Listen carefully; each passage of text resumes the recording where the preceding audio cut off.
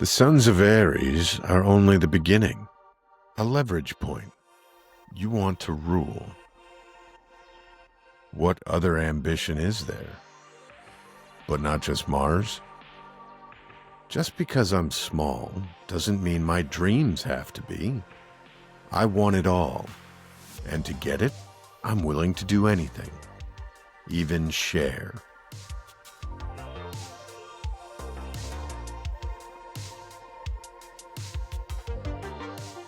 All right, welcome to the Sons of Ares. I'm going to be your host for Chapter 8, Scepter and Sword. With me, as always, is my goodman, Charles. Charles, how are we? I am good, sir. How are you? I am good. We just finished our Chapter 7 recording. Now we're moving right on to Chapter 8. But before we get there, a little housekeeping.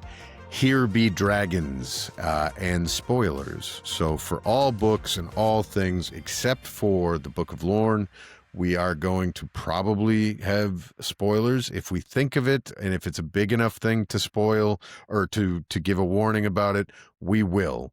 But for the most part, just tread carefully. This is a minefield, and you better watch where you walk. And also, if you haven't read the books, then what the fuck are you doing here? Go get the books and read them or listen to them, because you shouldn't be listening to a chapter by chapter recap of a book you've never read. But that's just my opinion. So please rate and review us 5 stars. Also, along with that, there will be swearing. There will be adult content, because there's adult content and swearing in these books. Sometimes there are topics that are discussed that may be difficult for some people to listen to. If that is the case, just protect yourself. Be aware. That's a warning in and of itself.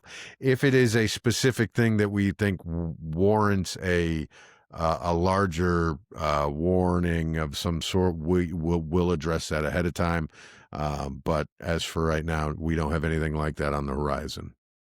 And as always, Pierce Brown created this amazing sandbox, and we are all just lucky enough to be playing in it, so we thank him mightily for that. Charles, my howl of appreciation is going to be a big one that has to go way, way, way, way back. My howl today is for none other than the man himself, Homer.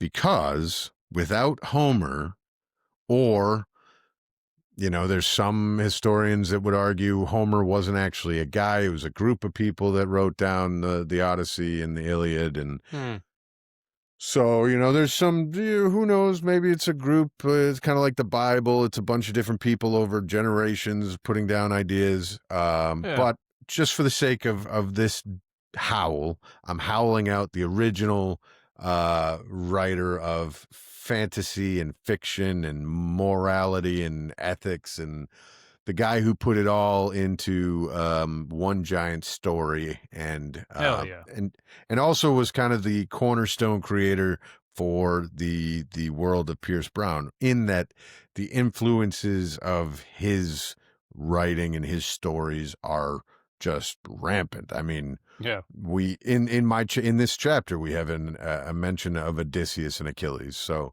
and it's throughout the entire series. So this howl of appreciation goes all the way back to ancient Attica and the original Greek story writer who would have done very big numbers on Book Talk if he were around today. It's the original man himself, Homer. I like so that's my howl. All the followers. Yeah, all the followers. You would have been a hit with the ladies. Book and Box Co. I just want to shout out again for our new logo. We appreciate the hell out of them. Yes. Fantastic stuff. They are phenomenal. That's Book and Box Co. on Instagram, and you can find them on Etsy as well. I'm an idiot and very weak, and I don't have a backbone. And I might have had a couple of whiskeys last weekend, and I went on to Etsy and I bought a new Book and Box Co. Um, it is What? coming What is soon. it? Hold on. Oh, a sweatshirt? Uh, no, I'm gonna show it to you because I'm I'm not an gonna idiot. lie. I have a cart that's loaded, and I just haven't hit submit yet. I know. I've got the same. It's It's bad. How do I I went find through my some fucking books. orders? I went through some limited edition books here and birthday Oh, presents did you for get people any? 7 times. And no, I haven't bought any sweatshirts yet, but I have the cart open on my phone. How do I It's find? Oh, that new like Howler um design they came out with, and then forget what the other one was. I think it was the Sons of Ares helmet logo sweatshirt. I. Oh, that thing is sick. Yeah. That's actually really cool. Well, not cool, but I think it looks badass. But yeah, I got one of these. What are the can't t- oh, you did. Yep. Those things are sweet. What color Yep. though? Isn't it like bone color and then one of It's them's bone, but then one eye is gold and one eye is red. that's cool. Um, yeah, I needed I'm it. curious how that comes out or how it I, looks. I mean, it looks very cool. It's like a 3D Yeah, printed. that's sick. And I think what I'm going to do is I'm going to put it on my bookshelf, like in the middle, and then put the Red Hmm. Rising books on the sides. So Yes. anyhow, check out Well, Book and if Box Go. if anyone's not watching this, he was showing up. They have a 3D a That's 3D printed like I did it picture again. I did it frame again. with it. Yeah, the wolf head how like coming out of the frame. Check Yep. out their Book and Box Go website. Yep. It looks sweet with the It's pretty color cool. eyes and the bone color head piece. It's very contrast and pops. I'm excited, but I'm very scared because I'm not sure how I can like put that up Keep this without my up. wife noticing, and Oh then yeah, like how I it's can tricky. tell her that it wasn't that it's always been there. I got to gaslight her and just be like, "Oh no, I've had that forever. That's been there for like 3 years, Yeah. baby. What are you talking about?" You don't listen to me when I talk. You I told you clearly about don't it know 6 years anything ago. about me and my Red Rising stuff. Oh yeah, that we just started 2 months ago. Yeah, Yeah. I've had that for 2 years. What are you talking about, baby? Oh yeah. I gotta go take the Yeah. dogs out. I love you. Yep. Um, Moving on. all right, so Real let's dive struggles. into chapter 8. Are you prime, my goodman? Yes, sir. I am prime. All right, so the recap. I've got to expand this because it's very tiny right now. Mm-hmm. Yep. That's what she said. I was just gonna say that. um, Grow up. Darrow is mano a mano with the Jackal, but this is a very different dog than the one of the Institute. As these two divvy up the spoils of the future, we get a window into the man that haunted Darrow's dreams in the School of the Golds. Darrow realizes pretty early on in the conversation that he can actually work with this version of Adrius, if not exactly trust him. And he needs to work with him because he has no allies, no backers, and no way out of his current position. He knows, too, that together they would be a formidable team, one controlling the propaganda and strategy, and one the man of violence. This is very similar to the worlds of, or similar to like Dwight Eisenhower and George Patton, or Mm. William Pitt and Wellington, Augustus and Agrippa. But this new Jackal may have deep pockets, yet he is still in need of a person to do dirty deeds. And that's actually his plan for Darrow, to become his assassin and his blackmailer. He also is clearly still unhinged and extremely violent, as evidenced when a beautiful pink comes over to the table that they are at the We Lost Den. Turns out that this pink knows Darrow, and we Mm. know her, and they make a quick exit. However, as they're leaving, Darrow figures out that the pink's plan and reason for being there are not what he originally thought, and so he heads back into the bar to stop an act of violence that would have killed the Jackal, and in fact saves the Jackal. The Hmm. pink is Evie, and she is now working as a son of Ares, or a daughter of Ares, I guess. Hmm. So we don't have much on the little factoids this time around because last time I spent an hour breaking down the little factoids. No, not this time. Venetia, Oh, Veneta is the feminine name for Venice. okay. Drusilla is there's many women in Roman and Greek history named Drusilla. One of them was a daughter of Herod Agrippa. One of them was a daughter of Caligula, who actually, when she died, he had her deified and made into a goddess. Hmm. And then there's a famous one who was Spike's girlfriend in the show Buffy the Vampire Slayer. So Oh, just thought yeah. I'd throw that in there. Yeah, you have to um, throw that in there for our generation. yes, indeed. There's a mention of who, by the way, I always thought was wicked hot. Oh, yes, I Drusilla. agree. Yeah, The very attractive. younger me, I was like, "Oh, yeah, okay. Yeah, Yeah, yeah." and I thought That's all Spike I'll was pretty say. badass, but like now Hmm. I'm deeply concerned for all of us of the 90s and 2000s. It was What different were we times. thinking? It was Our indeed. parents drank when they were pregnant with us. It was totally different Drank and times. smoked, and we lived Yeah. near power lines, and we ate lead paint. Oh, yeah, we Uh, chewed on lead paint like it was chips. yeah, yeah. There's a mention of a demon helm. Yes, one of the Reds was wearing it Yes. in the What is room a with demon a helm? ghost Do you cloak. know? A Oh, demon, yeah, demon helm is a type of, let's say, optics equipment. So it's a military used helmet, but it uses X-ray or optic vision, if I'm guessing correctly. I think that's right. I just because of in Red Rising when Ralph and Harmony show up, they're wearing those masks from like the Reds Oh, Halloween. yes. Yeah, that's different. Are those those are different? Okay, because I was Those like, yeah, it would be so those weird if were this guy walks into this bar yeah. with like a Halloween mask. Yeah. So So I that's thought it part of their must be like something. Day of the Dead or whatever it was Yeah, type yeah. of ritual, but this is a legit military equipment. Okay, And that's actually how they look through Darrow's disguise and realize his bone density is that of a gold, is because of the demon okay. helm Yeah. equipment. We touched on it in your episode. Skirnir Ah, Alfarnir. One of the yes. obsidians whispers before they die. What did you find out about it? I tried looking up and there was some confusion, but Mm-hmm. they believe that it's Viking translation is the snows all fall is what I found Yeah. is what he's saying, and it's clearly the guy's about to die and he's just basically like, everyone dies, we all come to this life, the snows always fall. I don't know, it's like it's Yeah, just no, the I end think of life. that's exactly it. Skirnir was a Norse, not a god, but he was the messenger god for Freyr. Freya. Um, eh, Freya. Freyr, Yeah, because Freyr, Freyr is a brother. Freyr is Freya.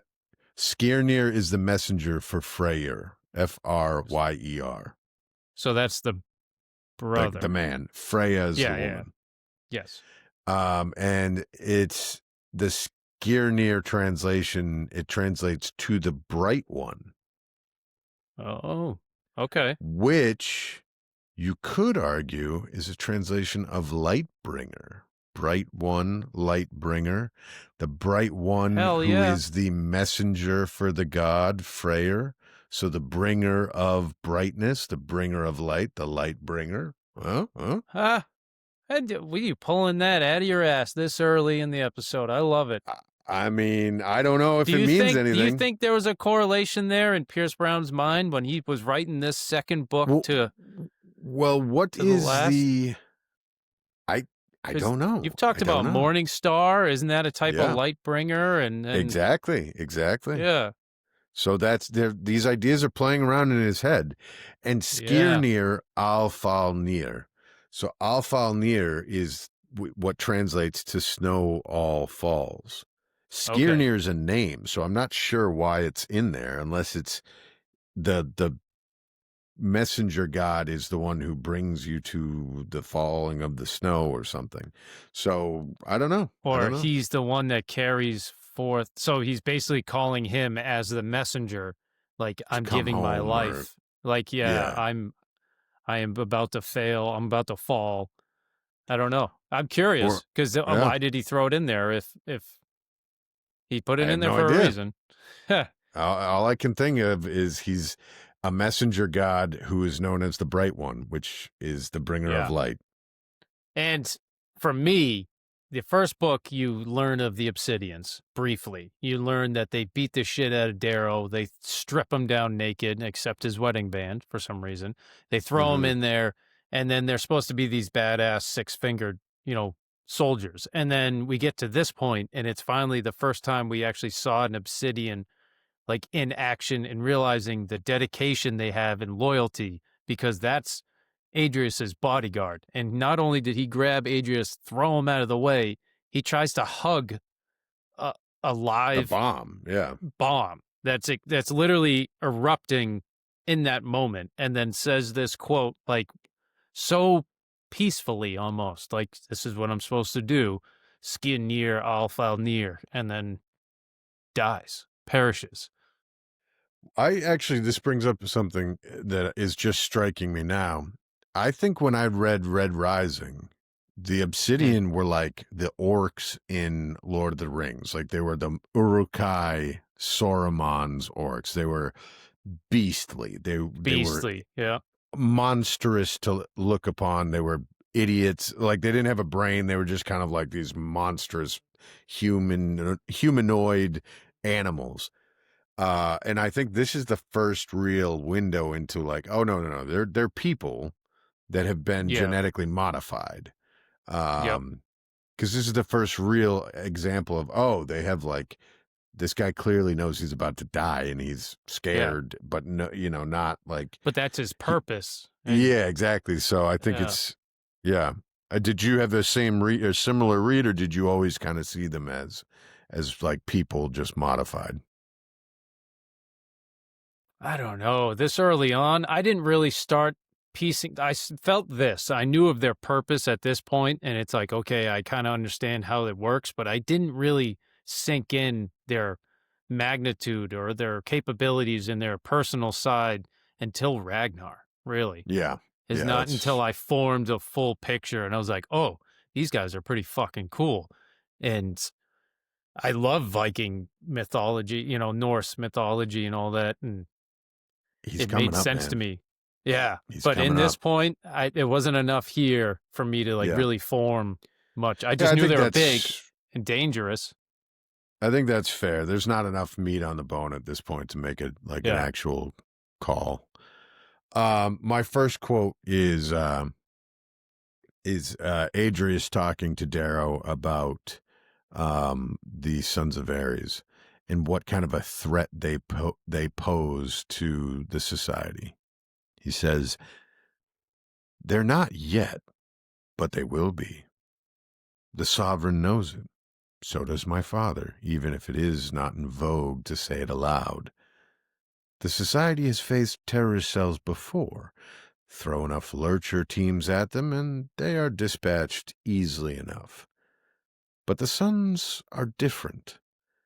They're not a rat biting at our heels, but a termite colony slowly gnawing our foundation as quietly as possible till they have done such work that our house crumbles around us.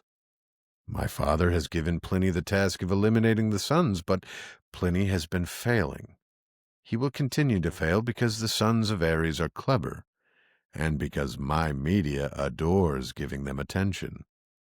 But when they become a thing so dreadful to the society, to the sovereign, to my father, that the very machine of governance grinds to a halt, I will step forward and say, I will cure this disease in 3 weeks. And then I will, with my media, with the syndicate systematically killing all the sons, and with you gloriously beheading Ares himself. Darrow then says, "You want a figurehead." I Mhm. thought that was a really great summation and kind of, it's not often, you have the James Bond villain moment where the villain gives a speech telling the hero exactly The what he's whole going to do, the whole yeah, plot and plan. It's true. rare that you get that moment and you're like, oh, that's a good plan. Damn. Yeah. That's a really good plan. Usually it's Yeah, like, wow, that's never going to fucking happen. yeah. But this Well, one, I don't know if you agree, but I was like, oh, not only is that a good plan, but like that happens in our world all the time and has 100%. for a very long time. You gotta have the wise ones behind pulling the strings and then using their little figureheads or their scapegoats and kinda take the flack or the heat, but they're really behind scheming. But knowing this was another example from the last chapter that I covered is how smart and devious Adrius Yep. is. And he knows how effective the sons are and how much they've weaseled in. He's not just a dumb, ignorant. I'll bet you if you asked him right here, like the conversation between Pliny and Nero and Darrow when they were saying, well, how do we know it's a man? How do we know Ares is a man? Maybe it's a Mm. woman. How do we know it's a red? And they're all scoffing at it. Like it's a joke. I'll bet you if you asked Adrius how much he knows or thinks and is in the depth, I'll bet you he would probably consider that Ares might not be a red I think or, you're totally, totally right because I think he's working outside of the confines of the the structure society that or, yeah, yeah, and he sees he's small, yeah. he's got the ability to see. He doesn't have the failure of imagination that Nero and Pliny have. That's He a can perfect way to put probably, it. I like that. he could probably see a world in which a woman or a red or even a gold or whatever could run this. Um, Yeah. and so, but just a couple of examples of how this situation where there's a problem and it gets bad and it gets worse. And then all of a sudden, some person in power or something says, I'll fix this. And then they Yeah. do. And then everybody thanks them and says, please take more of our, liberty. Yes. Here, And here's then they more. say, Yeah. oh, Weird. um, the invasion of Ukraine by the Russians in Yeah. 2022 was Yeah. presaged by numerous false flag. Basically, the Russians had to sell to the Russian people. The Yeah. Ukrainians are doing terrible stuff, so we have to go in there. So the Russian news was for months was rife with stories about Ukrainian atrocities on the border. The Russian population that lived inside Ukraine was being uh, ostracized, put into camps, was being killed. Um, the Operation Northwoods was never actually executed, never done, but it was a plan by the United States military in 1962.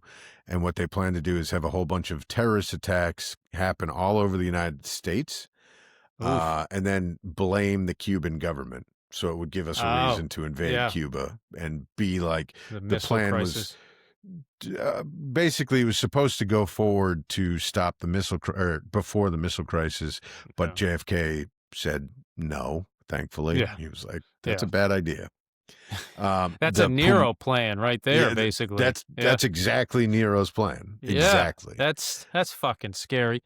This Uh, isn't a um, book series anymore. This is real life almost I playing mean, out. and you have to wonder: is it a contingency plan? You know how like militaries, Yeah. they have schools where all you do is like, okay, they war games. So what happens if Canada invades Mexico? What does the United States Hmm. do? Yeah. If Guatemala invades Turkey, what are we going to do? But then they also have scenarios. So like, what if there's a grid lockout and we need to move our military from Cleveland to the East Coast? How do we go about that? So Yep. maybe that Operation Northwoods was also a version of some kind of weird plan that probably should never have really been done. Yes. Or, nobody should have thought Or of that. But, released. Yeah. and they But originally were no. planning to do fake, it was supposed to be fake terrorist attacks that they would just report in the news. So nobody would Oh get yeah. hurt. But you and I both know that that's it would have turned into real terrorist attacks on Yes. American soil, Yeah. because you'd have to have the real bodies. Um, Yeah. It's not the the same weight no, without the bodies, without the deaths, and to your point, like you have to have somebody thinking these things because somebody, let's just say another country, somebody on the other side, the enemy, the they're bad guy thinking it. is, Yes. you know, So you have to have these discussions, even though they're disgusting and horrible. for But I'm sure. never saying that we should be bombing our own people or whatever just No, to no, get no, to an no. end. But you need to have these discussions and So that you know weigh what all you the can do options. and what you can't do. How do we fix Yes. that? How do we address that? The Pumala incident in 1788 was Hmm. King Gustav III of Sweden ordered Swedish soldiers to stage fake attacks on Swedish outposts using captured Russian uniforms. These false flag Huh. operations were designed to outrage the Swedish National Assembly and provide the king with the constitutional authority to launch an unprovoked war against Russia. So it's not just the United States. It's not Did it just the work? modern day. It's also Or hundreds of that was years. a theory? No, no, that was an action. That was a thing. Oh. The Mukden incident, more recently and more famous, is when a group of Japanese mid-level officers, so we're not talking about generals, we're talking about majors, lieutenants, and colonels, basically hatched a plan to invade the entire section of China known as Manchuria. And they successfully did it. They blamed Chinese dissidents for a section of railway being blown up, and then they used that incident as a reason to invade and seize all of Manchuria, which then became Manchu Kuo. And it was the largest portion. I mean, it's a huge, huge portion of northern China that they basically Hmm. just held on to for 10 years. Oh wow. And some historians say that that's actually the first shot of the Second World War, that World War II really began in 1931, and that this war between China and Japan lasted for 8 years before the Germans invaded Poland. Um, and this Hmm. Manchu Kuo incident was all false flag, total false flag. Um, God and then damn. you have the Gleiwitz incident and Operation Himmler, where the Germans dressed a bunch of dead bodies in Polish uniforms and then used that as their reason for invading Poland in 1939, um, blaming the Polish for actually starting the war. Yeah. So false flags are what the Jackal is playing with there. That idea of controlling the narrative.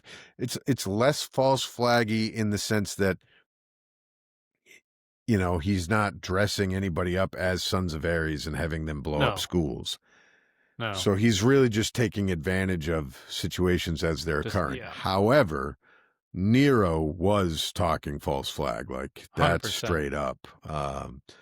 But just an interesting little window there into how easily these things can be done and do actually occur. This It's next scary. quote, yeah, I mean, it's fucking terrifying, man. It Yeah. really, I don't I, knowing history. Fuck that. I don't want to know history anymore. I You're was gonna just learn all gonna this say, shit. I do not advise you, if you are listening to this and you don't know anything about this stuff and you're not really a deep history nerd, Yeah. do not go Stop it. online to learn about this stuff. Get a Yeah. book and read it so that you have a It's beginning and an messy. end to the story. Do not just go online and read story I after want the story after highlights. story after, because it'll just scare the shit out of you. You'll just doom Yeah. scroll and be like, oh my God, everything that's ever happened has always been bad. Get a book, get a book, get a book. Hmm. The next quote I have for you is Darrow, or I'm sorry, Adrius explaining to Darrow what his version of the Institute was. Hmm. Pax and Oh, I had never met before. All I saw was an obstacle in my path. Of course I knew of the Telemonases, but after Claudius got his brains splattered everywhere, Father split Mustang and me up to protect us. Put me in even greater isolation than her. I was his heir. I had no friends, only tutors. He ruined my youth, and then he discarded me as he discarded you because we lost. You and I mirror each other. Thoughts on that? I mean, it's I think no. Go ahead. it's true. That basically Darrow did get to this point and he lost, and Nero is basically throwing him to the side. But spoilers, spoilers to anyone who doesn't know. But Adrius put himself in that situation. He's like crying wolf now, but he's the reason why he got separated and isolated. Him and Mustang being sent off because the older brother dying, he was the cause of all that. So for him to be all like, oh, this pity me, like, you fucking little weasel, you're the one that put yourself in isolation because you're the one that, you know, made it happen. Um, Yes, yes, yes. and the other point, I forgot what it was going to be. No, I forgot the beginning of the quote. There you go. Well, That's all I got for now. me, this makes sense because if you look through the lens of violence of the society, like what was he supposed to do? And sure, it was So violent Pax. and Okay. horrific that he killed him, but as seen through Yes. the lens of Darrow, we feel the horror of it. We feel the pain. It's Yes. It's all amplified for us. perspective. But if you were if we had seen this play out as a disinterested party, is it possible that when Adrius stabs Pax, Darrow sees him as this frenzied animal trying to dig a hole with a knife through his dead friend? But maybe the Jackal is just fucking stabbing him and trying to get Yeah. away. If you were a disinterested party, does it look the same as Darrow told us?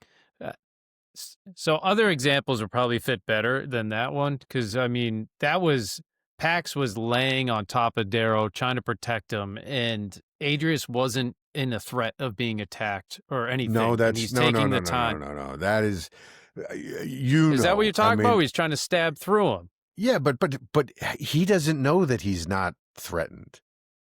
In the heat of the moment, you're just He's trying to not. kill whoever, He's right? not threatened. Everyone else is knocked out by a grenade. Darrow's covered. Nobody's like literally going after Adrius, Okay, and he Adrius doesn't is know that standing Darrow over him, can't just stabbing him. stand up. Well, Couldn't he Pax is a just? big boy. He's covering him. It's too I'm heavy. just saying that I don't know, but I've seen and read many things about true crime and whatever, and Yeah, very often you hear about people who are like panicked, and in a moment of panic and violence, they just do crazy shit. It doesn't they mean that do. they're But crazy; they just no. do something that seems And again, irrational. it's all a matter of perspective, and we feel for Pax because we see through the eyes of Darrow and all that. And for Adrius, yes, it could be different. You got to put on a different pair of shoes. But how he does it, well, all right. So I see your point, though. Still, we're not Adrius. We don't understand that. So how can we not really care or feel all too much when he stabs and kills Pax? I mean, he wouldn't really care. He's just doing what he has to do to survive, just like Darrow had to Exactly. do, and He he doesn't killed other fucking people. know who he is. Yeah, that's my whole point. Is like, who Yeah, has Darrow killed? I mean, he's killed a good amount, and guaranteed the same thing. He's probably killed people, and they felt the same way, and they thought Darrow was a savage. They called him the fucking Reaper, so they clearly see him as a savage, and he's howling like a banshee, climbing, and his troops are all running around covered in shit, going through the latrine trying to Fucking stab them. Severo is cutting himself out of a dead horse. Yeah, that's pretty epitome of crazy. But Adrius, just Adrius is a sociopath. We have to let that be said. But it's all a matter of perspective. I also question, and I like Pax. I think Pax is a great character, and we talked about it in Red Rising. But I do not think that there is enough connective tissue to make Pax this big of a fucking I uh agree with you. like I don't feel connected enough to Pax for him to be this touchstone No, throughout the first trilogy in the way that he is. I mean, there is a connection. I think we talked about this during the first book. There is this bond and connection you get when you're in combat together, Mm-hmm. and they're in this school for months on end, and they were in war, but we don't get that through the book. We don't get that connection through the reading, through the writing, and we get the connection between Mustang and Darrow, and we feel that weight, but we don't feel it with Pax. But that doesn't mean it doesn't exist. It doesn't mean it wasn't there. It's just unfortunate that we don't know that straight up connection. Pax doesn't even say a fucking word really more than his own name Well, that's so, but I for think the that's whole where I book, disagree. Is basically. that if it when it comes to books, if it's not there, then it doesn't exist. Like if it's not on the page, it doesn't really exist because it's not like a movie where you can see and discern. Like the book We talked tells about this you for the what's real. 10-year gap. The 10-year gap Yeah. in the future where it's not in Mhm. the books, but there's a 10-year gap and we're supposed to have weight to what happened within those 10 years, but it's not there. But somehow it's supposed to be transcribed to us that it's supposed Well, to and I think that's matter. why people have a hard time with Iron Gold is that That's you're kind true. of jumping Yeah. back into the story without any of the stakes and the juiciness that presaged it. And for some people that was tough. I got to admit I didn't think it was tough because I was like, I I give I was give okay me with it. all this political thriller type thing. Yeah. I when the Expanse did it and they had their 10, 20-year gap, and I was just kind of like, "Oh fuck, what do we?" Mm. Sometimes I've played games like The Witcher 3. I never played 1 and 2. I just jumped right into Witcher 3, and I thought Oh, really? I didn't not know that. knowing yeah, not knowing the beginning of it was kind of make it interesting, and then when you find these characters that you're supposed to know, I don't know, I kind of liked it. It was more enjoyable that way. But yeah, there is a disconnect, but then do you spend another 100 pages on a book to kind of make that Yeah. connection for a reader? Or do you have the skill to kind of make that weight in only a few paragraphs? Or do you just kind of gloss over it? And Which route do you go? I think if he wrote Red Rising now, if somehow Oh, yeah. it was a What he's prequel and learned. he wrote it now, I think he could do it now because he's done it in almost every book after. We meet a character for a very short period of time. We feel very, very emotionally connected to them. Connected. True. And so, like, there's literally like one paragraph missing with the pack stuff that would have I bonded agree with us that. or bonded me to him. And I'm sure he could do it. And I'm sure it's just me being a baby. But the other thing, And too, what is no, go ahead. he has that power, well, that influence. You've mentioned how he kind of lets us all imagine it on our own. So maybe I'm I'm projecting my own lived experiences with this type of support system and brotherhood that they may have gotten, and I'm just implanting that in the story, which makes it okay for me, but others might Yeah. not have that Yeah. asset. No, and I think you're So right. And I also, now that we're talking about it, I wonder too if like this is part of the problem with the first person narrative.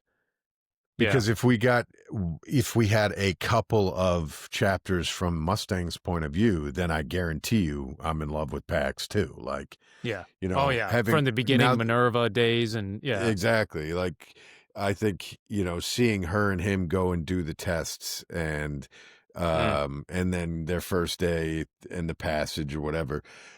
I'm sure that could have been made if we had her perspective of the Institute.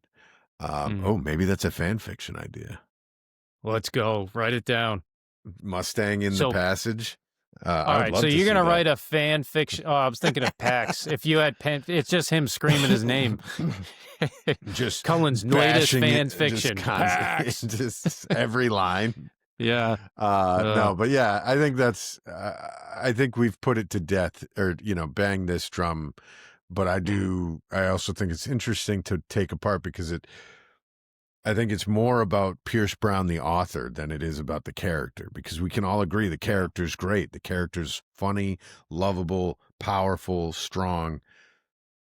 Something may be missing, but that's maybe Yeah. more of like the young author first book trying to figure out how to jam True. every cool character, every good idea. And sometimes it just misses some ingredient. And he mentioned too, though, the hat theory. He said that in an interview where he did the whole. That's a great point. That's a great Yeah. point. So it's just kind of like, oh, so I got to get rid of somebody, and they picked the Yep. name from the hat, and he's like, well, and he just kind of let the chips fall where they may, I guess. Yeah. Yep. And that's a great point because we know too from that story, that interview, like Pax was in the book. He was in Yeah. the rest of the series. Like there was no plan to kill him. Yeah. Um, But so he there was a wanted to lot get rid more of that we then somebody. missed out. Yeah. Who do you think was out? Who could have been in that hat though? For real, we know Darrow wouldn't be in the hat because it's the first book and you want him to continue on. But Yeah. who else would have been in that hat? Probably everybody except for Adrius and Mustang. I agree. I was going to say the two of them is probably his main two, Yeah. villains. Well, not well, Adrius the villain, but Yep. Mustang love interest. Yep. Everybody else is on the Future table. conflict. Everyone else would have been on the table. Yeah. Yeah. Because like I almost want to say Severo, but Severo at that point is not the cornerstone character that he becomes. True. Because there's a period there where it's like Severo and Cassius, Cassius seems to be more important to Darrow than Severo until the switch. Until And then the duel. Severo is kind of like a lieutenant or, his sidekick, but not like, I don't know if I think you could have killed him in Red Rising and not had it be a big problem. I feel it would have been more impactful for me than Pax's death was. Oh, yeah. But Oh, yeah. do, But this has always bugged me. Do you think Pierce knew who he wanted Ares to be when he wrote Red Rising? yeah. He did? Okay. I don't know feel if he like he did. still had I it. think he did. Oh, no. Yeah, you assume or think he did. Yeah. I don't know why. For some reason, I don't think he actually had it fleshed out yet. Oh, interesting. Who do you think it would have been? Oh, I don't know enough to say that. I just think like, hey, he had this idea of a story. This is the plot, and then he's like, figure out later who the actual Ares is, and I don't think he knew who it was. Huh. That's just my own headcanon. I don't know why. And he's like, I'll flesh it out and kind of come up with it as I continue the story. I don't know why I think Okay. that, but that's No, my I own mean twisted mind. just as likely as anything. The only reason I think that he knew is because of Severo's mom Connection. and that backstory and the whole Sons of Ares thing. Like, if I'm a Yeah. writer, I'm thinking about it, and I'm like, you have to kind of know that that's a how good you're point. building them. Yeah. Yeah, because he's known, like, Severo's a bronzy, he was shit on, and, like, he had that all fleshed out early on. And like a lot of the Fitchner interactions at the school, as the proctor, they take on a certain tone now when you go back and True. read them. Yeah. Yeah, that's exactly. After the second or third reread, you're like, you fucking motherfucker. Oh, All yeah, right. you were laying a lot Fourth of wall groundwork break here. or something. Yeah. Yeah. All right, fair point. All right, my third quote here is Darrow reflecting on his conversation with the Jackal. I took his hand. He took a friend. All he has done is bite and claw for his own survival. Watching him now, so small and plain in a world of gods, it's almost as if he's the hero, nobly struggling against a father who rejected him, against a society that laughs at his size, his weakness, and scorns him as a cannibal, even though it was they who told him to do whatever he had to do to win. In an odd way, he is like me. He could have had his hand repaired, but he chose not to, wearing it as a badge of honor instead of shame. So we Mm, kind of touched on it when in your coverage, but I yeah. I think what I really like here is like how much of the Jackal is real and how much is performance art. It seems like everything is so meticulously designed, so much artifice that we don't really know him, and so we can't No. really devise or divine his aims. And Darrow knows this, but he's buying in because maybe like it's an He expedient to power. th- Maybe it's his quickest way to where he needs to go.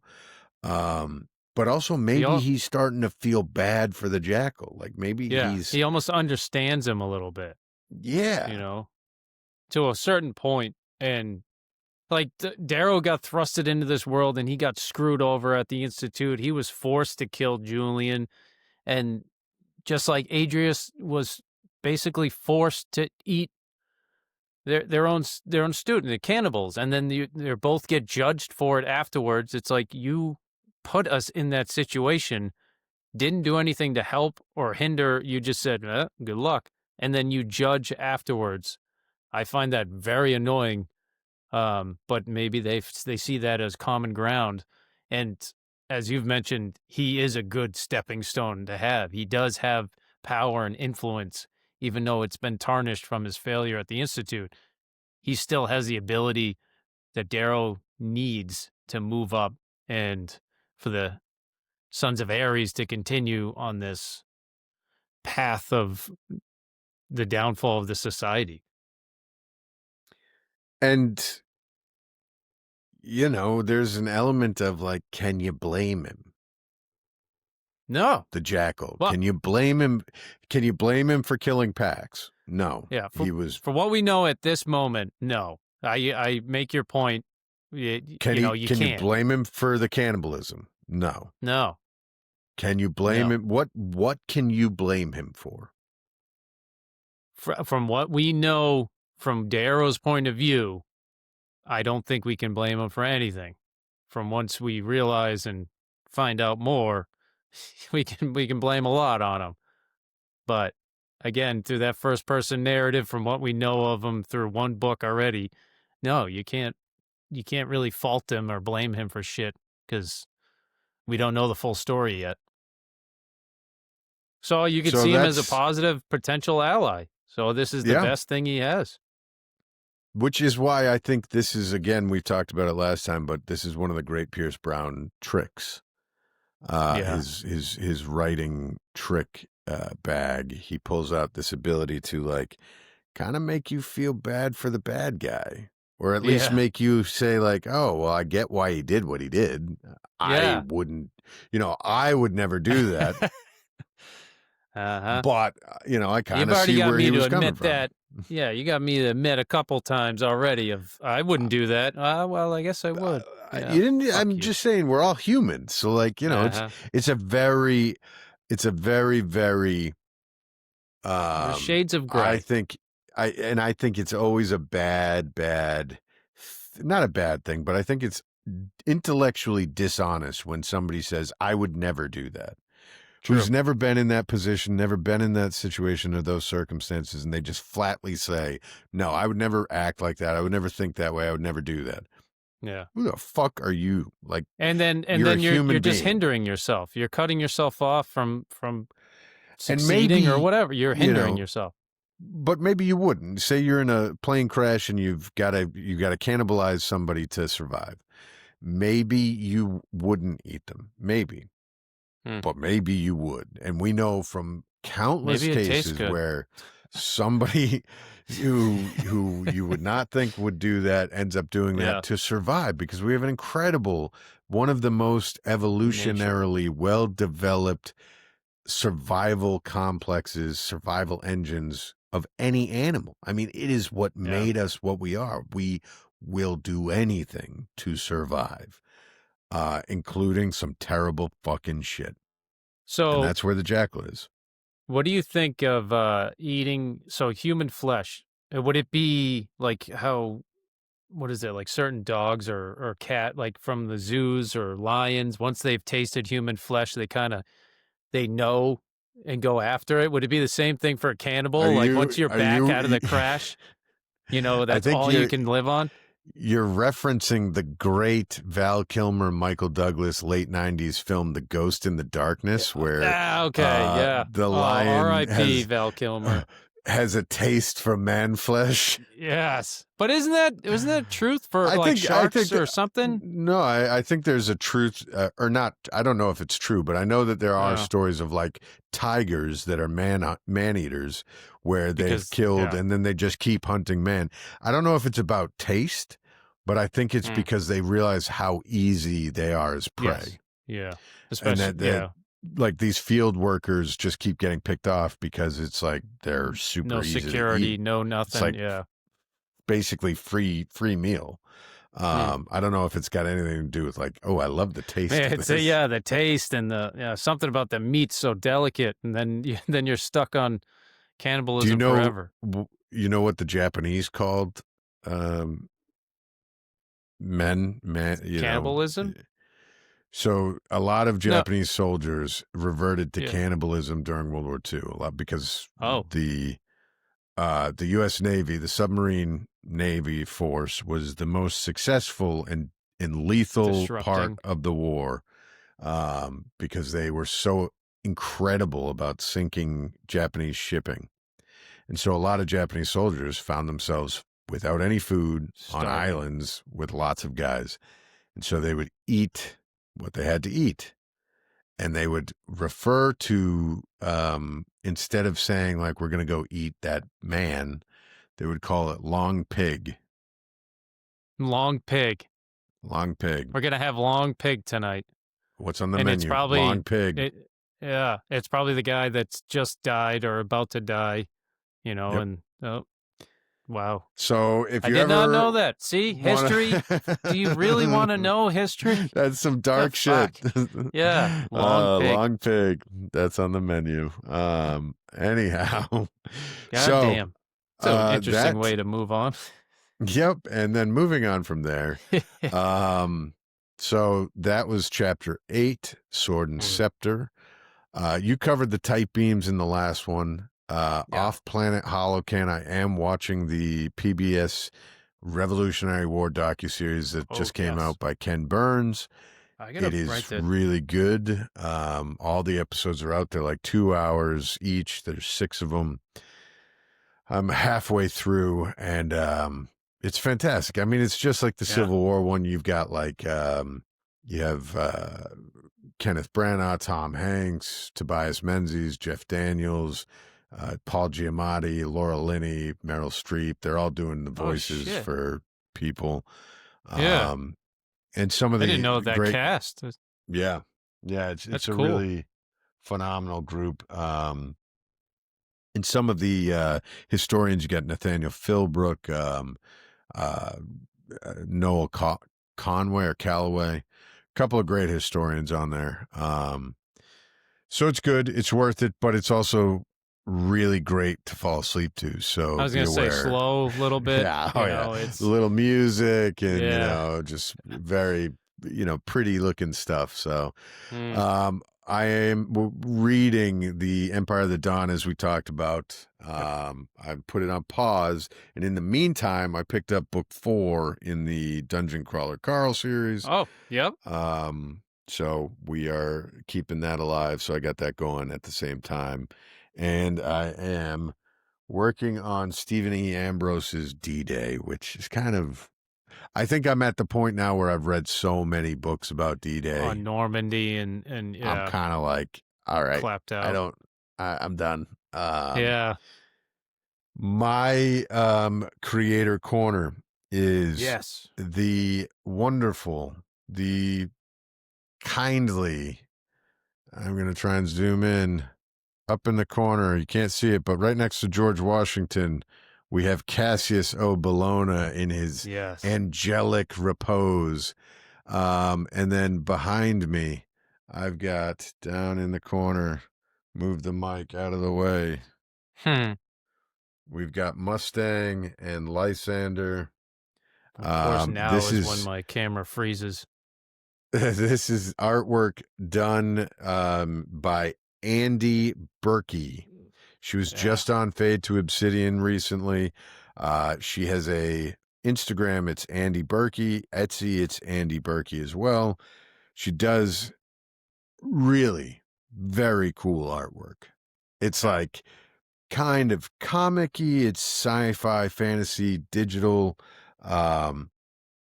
I literally look at it and I'm like, I want her to make comic books. Why isn't she making Yeah. comic books? I need this to be a comic book. Yeah. But some of this stuff is really cool. This Cassius Bellona, Yes. it's got Oh, it like a little pops. hollow kind of thing. My Yeah. wife loves it because she's like, oh, it's so, you guys are such baby gays. Because it's got kind of a, a homoerotic bent to it, but it's It's like super half cool. nude and shiny, Yeah. and it's like almost like I mean, they're oiled up. And hand me my it's, Vaseline.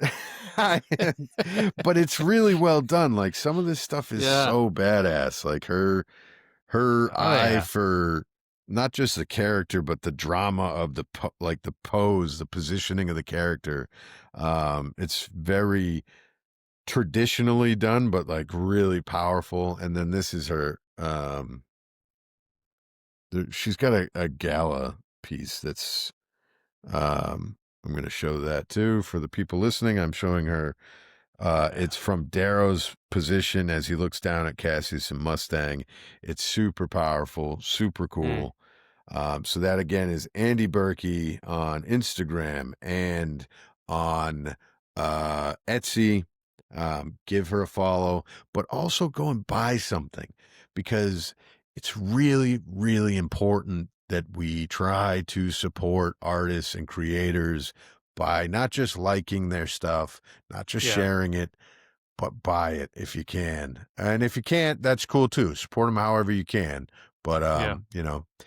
throwing a It, shekel or two in the right direction can help people. So, and even though, like, some of them, they make stickers. They make some of like the smaller yeah, end. So if you still want to support them, and it's like a $5, $7 stickers, and it goes further. I've read some books and I love them so much, and I had the ability to buy like a limited edition just to show, how much you care and you want them to continue their work. And if you yeah, it's a can, cup of it's, coffee, you know? yeah.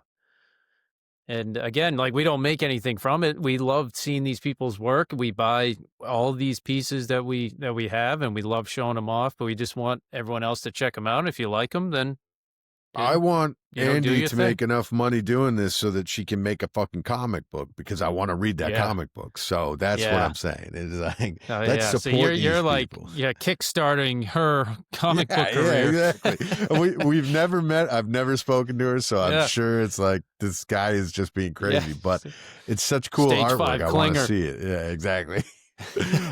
So that's the creator corner. Next up, we have chapters 9 and 10, and Yes, the that is darkness. as we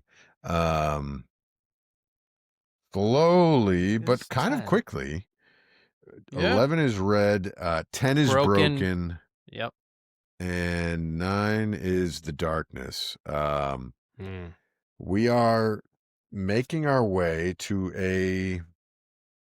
an event, if you will. Yes, Um, yes. much like the Gala was quite the event of its time. This is an event as well. Our coverage is going to be different. For one episode, we are going to have our we'll get to it when we get to it. We'll explain it when we get there. But that Oh, is the that. tease of a tease. Okay. That's a really bad tease. Okay. All right.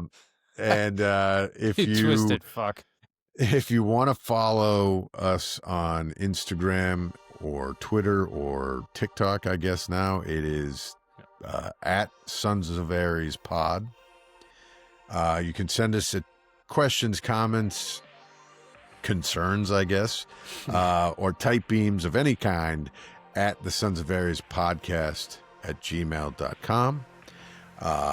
If you are interested in doing any kind of voiceover, or not voiceover, but voice acting, we have a few things coming down the line where I think we are going to have need of multiple voices to be participants, not just the fan fiction things, but like a radio play version of a chapter where there are a number of different people. If you're interested, reach out and we'll just add you to a list of people that we'll reach out to. At this point now, we are at an hour, and I'm not sure if anybody's still listening. So on that note, I'm going to say thank you again for listening to the Sons of Ares podcast. I am Cullen, and with me is Chuck and Valete. For the Rising.